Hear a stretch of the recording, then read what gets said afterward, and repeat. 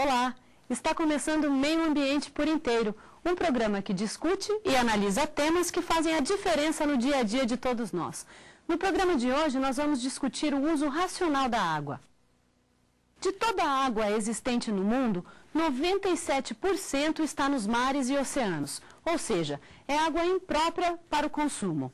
Os outros 3% restantes são água doce, só que menos de 1% está disponível para o consumo. Isso significa que se 1 litro representasse toda a água do mundo, a água doce corresponderia a 28 ml, ou seja, o equivalente a um copinho de café. Já a água disponível para o nosso consumo corresponde a 1/4 do copinho de café. Segundo dados da rede de pesquisa Water Footprint Network, no Brasil, cerca de 95% da água é consumida de forma indireta, por meio da compra de produtos. Por exemplo, uma casa de 4 pessoas consome, em média, 3.400 litros por dia apenas com produtos agrícolas, como arroz, café ou feijão. A média nacional per capita para o uso doméstico é de 200 litros diários. Na África, a mesma família tem que sobreviver com apenas 15 litros de água. Nós, brasileiros, começamos o dia desperdiçando. É o banho muito demorado ou a torneira aberta mais tempo que o necessário, para escovar os dentes e para fazer a barba. E ainda tem a água para lavar a louça e a mangueira aberta para limpar o quintal. É água demais que vai pelo ralo. Ainda que o Brasil tenha 13% de toda a água potável do mundo, é preciso economizar e consumir este recurso da maneira mais sustentável possível. Para falar sobre o uso racional da água, o Meio Ambiente por Inteiro desta semana convidou Leodegar Tiskoski, secretário nacional de Saneamento Ambiental do Ministério das Cidades, e Albano Araújo, coordenador de estratégia de água doce da ONG TNC, da Nature Conservancy. Muito obrigada pela presença de vocês, Albano, Leodegar. Okay. Eu queria saber, Albano, começando, se a água do mundo está acabando. Na verdade, não. A atmosfera é um sistema fechado e o volume de água que está disponível, ele é sempre o mesmo, né? Ele, na verdade, até aumenta quando você tem essas erupções vulcânicas como nós tivemos agora. Mas a questão para o ser humano não é a quantidade de água que existe no mundo, mas é a quantidade de água que está disponível para o nosso uso. Então, como você falou, a maior parte dela não está disponível. E como nós temos esse hábito de nos aglomerarmos em grandes cidades, e principalmente no Brasil, você tem grandes cidades como São Paulo, Rio. O que acontece? O volume de água disponível naquela região acaba não sendo o volume adequado para o uso daquelas pessoas. Você vai atingindo o limite entre oferta e demanda. Né? E, por exemplo, essa relação oferta e demanda hoje nas regiões de São Paulo, ela está começando a ficar próxima de regiões semiáridas, como no Nordeste, porque é muita demanda para pouca oferta. Então, desse ponto de vista, a gente precisa se preocupar com a disponibilidade de água. Mas, assim, do ponto de vista do planeta, a água não vai acabar, né? O que nós podemos, pelo mau uso, pelo uso excessivo e desnecessário, nós podemos ter dificuldades de acesso a ela, que gera escassez econômica, né? Escassez física, do ponto de vista do planeta, não vai ocorrer. Obrigada. Leodegar, qual que é o papel do Estado no bom gerenciamento do uso da água? É inquestionável que compete ao Estado disciplinar e investir hoje, principalmente, na recuperação desse histórico de mau uso da água. E planejar para que tenhamos realmente não só a recuperação dos nossos mananciais, mas também criar a consciência do cidadão, a cultura, a educação ambiental, para que no futuro não voltemos aí a ter esse passivo de degradação ambiental aí da nossa rede hídrica, que ela é mundial e no Brasil realmente nós estamos com um passivo enorme e que o investimento necessário é muito elevado para que possamos recuperar.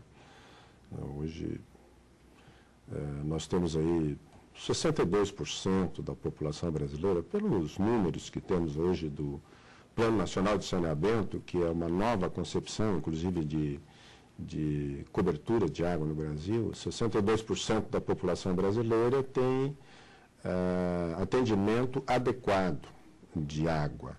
33% atendimento é precário e 5% da população que não tem atendimento nenhum com água potável. Então, os números realmente são negativos e ao lado de toda essa dificuldade que temos, que é a nossa rede hídrica totalmente comprometida.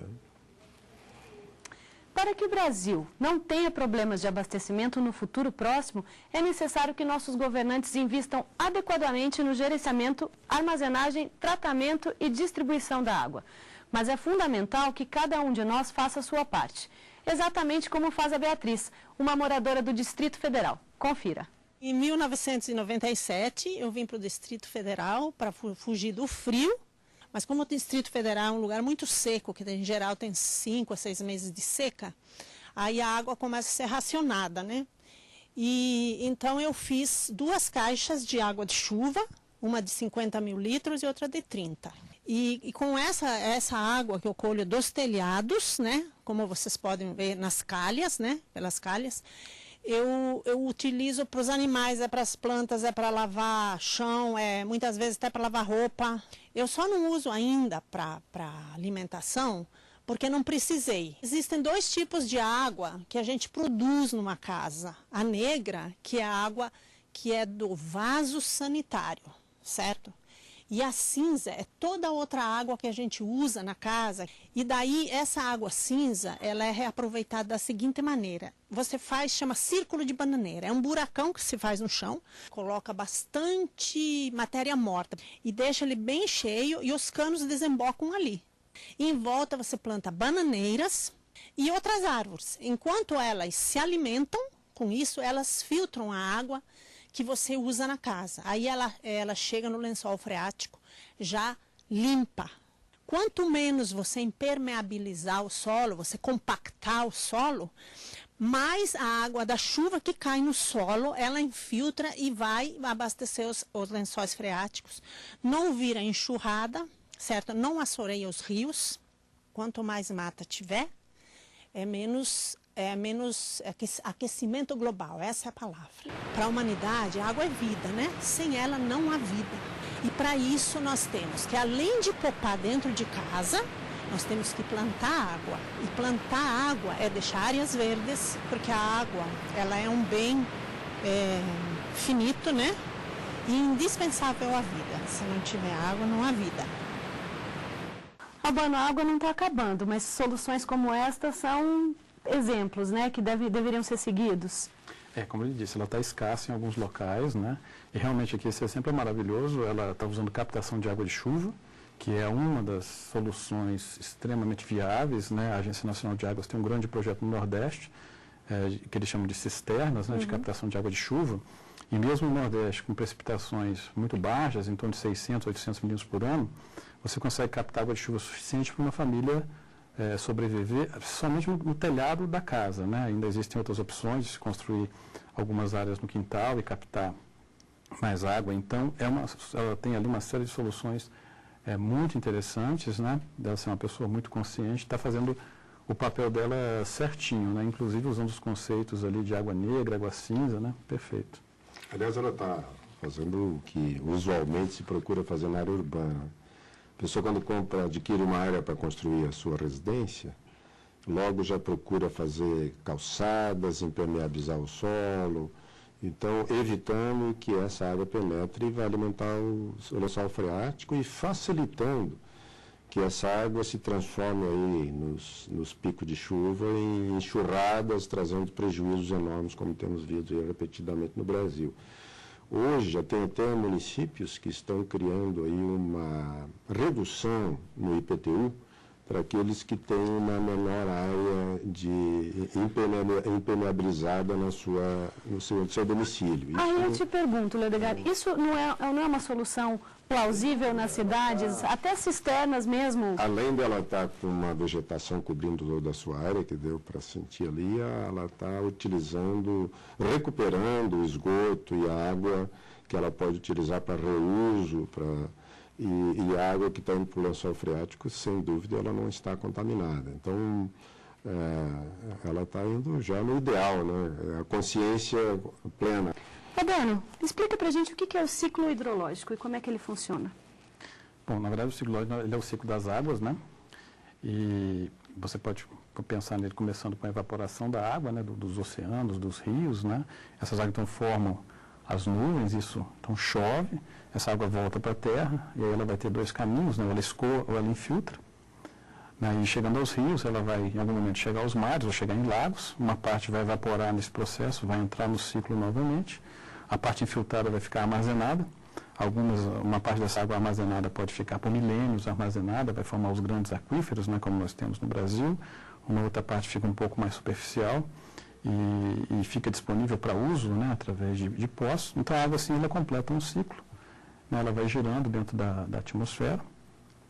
E com isso ela fica em determinadas formas, né, em que às vezes ela está disponível ou não para o nosso uso, né, como ele disse. Então, se você considera esse ciclo como um todo, o volume de água envolvido nele é mais ou menos permanente. As nossas interferências, como a construção das cidades, o desmatamento, eles afetam aspectos de temporalidade que essa água está disponível, como, por exemplo, a construção de barragens, nós afetamos o fluxo dos rios. Natural, né? Isso, então assim, a água ela altera o padrão dela. Quando nós desmatamos, quando nós poluímos, quando jogamos esgoto nos rios, nós temos a qualidade, né? E também pelo uso excessivo nós alteramos a quantidade, que são o tripé da gestão aí da água do ponto de vista do ciclo hidrológico, que é qualidade, quantidade e temporalidade da água, né? Edgar, o que está sendo feito nas cidades?